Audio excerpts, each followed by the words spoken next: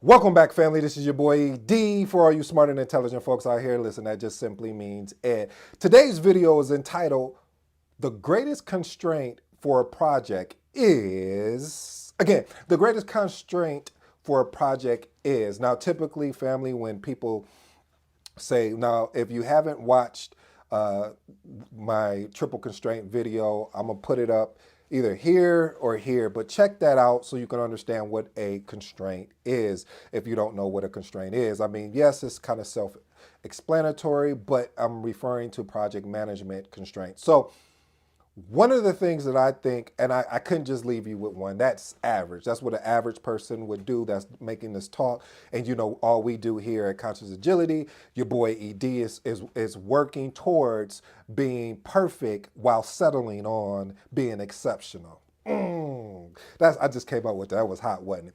But one of the things that I've learned through my years of project management when it comes to actually constraints. First thing that most people would say, well, what about the budget? When when we don't have any money, then that's when it's the roughest and the toughest for us to make the project go through. See, the reason why I can't agree with that, family, is due to the fact that I've worked on projects where we used internal resources, where basically the only thing that they were exchanging was their time because they were under another tower. So again, family, it just didn't, budget really wasn't the one that was just like the one constraint that really held us back. So we were able to navigate and deliver a project a project, or what I also call in those type of situations an MVP, a most valuable product, most viable, I said most valuable, most viable product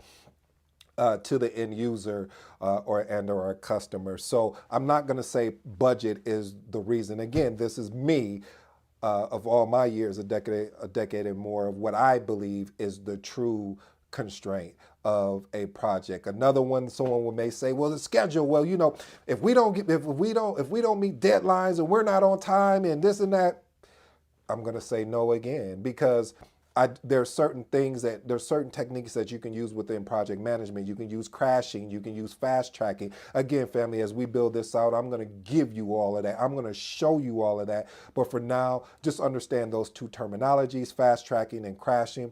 Those are actually schedule compression type techniques that you could leverage. So I won't say that a schedule or a milestone chart or whatever else, or WBS, whatever you want to align as far as outlining the deliverables and what the schedule is going to look like. None of that even.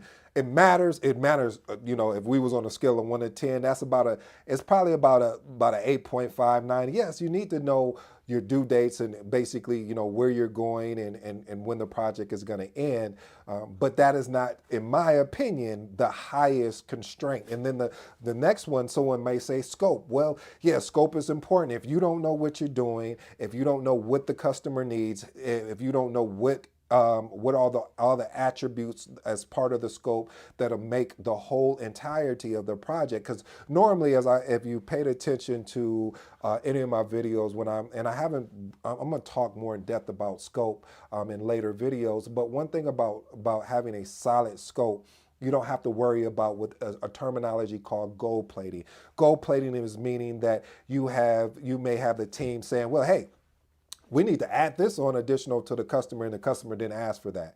So that may be something also that people would say, well, yeah, scope will definitely be it. And then the last one, this is part of the triple constraints, if you're following along, family. But again, like I said, I do have a video that discusses the triple constraints at a high level for you. The last one, someone might say the quality. Yes, the quality.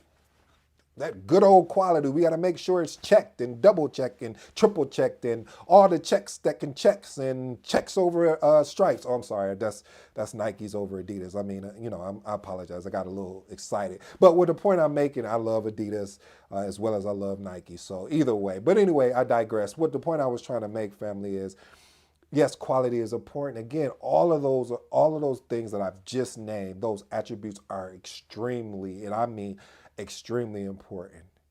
But let me ask you this. What if you didn't have any resources to actually run the project? What if you didn't have any resources or SMEs, subject matter experts, to lean on to understand what the project needs? What if you didn't have any resources because you're resource constraint? What would you do? See, family, there's been many projects that I've led where you start off with this full team of resources, and then either people leave, whether leave on their own accord or not. I'll use a better term, whether voluntary or involuntary, or they get promoted to a new department or a new area. So there's all these moving pieces. That's why I said one thing. That's why it's so amazing being a project manager and leading a project, because you have all these moving pieces that normally would scare somebody, but you're like, that's the first thing I focus on is my resources, because if I don't have resources, I cannot lead this project. Matter of fact, here's a better one for you. If I don't have the right resources, I can't lead the project. Well, ED, what do you mean right resources? Well, what I mean by the right resources, I mean having the resources that are committed, that are focused. And this last and final one, if you want to get under my skin, you can leave this in the comment section for me, because I know this will give you guys a laugh, but this irritates me to heaven and back, boy. I tell you, it says, they go like this: well, that's not my job. Huh? What do you mean that's not your job? Well, that's not what I do. I mean, have you done it before? Yeah. Then what's stopping you? I mean, why couldn't you? So that irritates me. Now, there are certain things that, yes, you need to say, hey, that's not my job. But there's little things that you could do. Like if someone asks you to do it, like, hey, would you mind following up on such and such for me? Oh, well, that's not my job. You're the project manager, and the project manager does that. Okay, so last time I checked, right, I'm not the smartest guy in the world, so excuse me for what I'm going to say, but collectively as a team, aren't we moving and working together and working off each other and helping each other to watch each other's back? I mean, last time I checked. So, family, the reason why I say resource is the biggest constraint that you could ever have is because if you don't have resources in place to actually assist you as you're leading this project, your project goes nowhere. I mean, even if they gave you a bunch of resources that knew nothing to do with it's going to take a longer climb, because there's a lot of training involved. There's a lot of, growth involved, but still, at least you got some resources that most people will be like, yeah, I got some resources, but you still have to work with these resources to develop them to make sure that they're assisting you leading the project, effectively, that you're meeting your meeting time, your meeting budget, you're addressing and making sure you're aligned with the scope. But still, family, I truly feel that if you don't have great resources surrounded you or actually assisting you along on this project, this is going to be a long, boring, dreadful, praying to God project moment, because it's never going to be it's never going to be enough for you to continue to want to go on, because it's just like, well, man, I got this resource over here that's supposed to be doing this, but they're saying, hey, it's not my job. And then you play the game of trying to figure out whose job it is. And that's a whole nother story, another episode, but I'm going to give you the highlight of it. But so it's just more or less you going to this resource and to this. So then by the time you find the resource that's supposed to do it, now your project is behind schedule, maybe a couple more weeks already, on top of you not even having all the resources in place with the proper knowledge or being the subject matter expert that you need,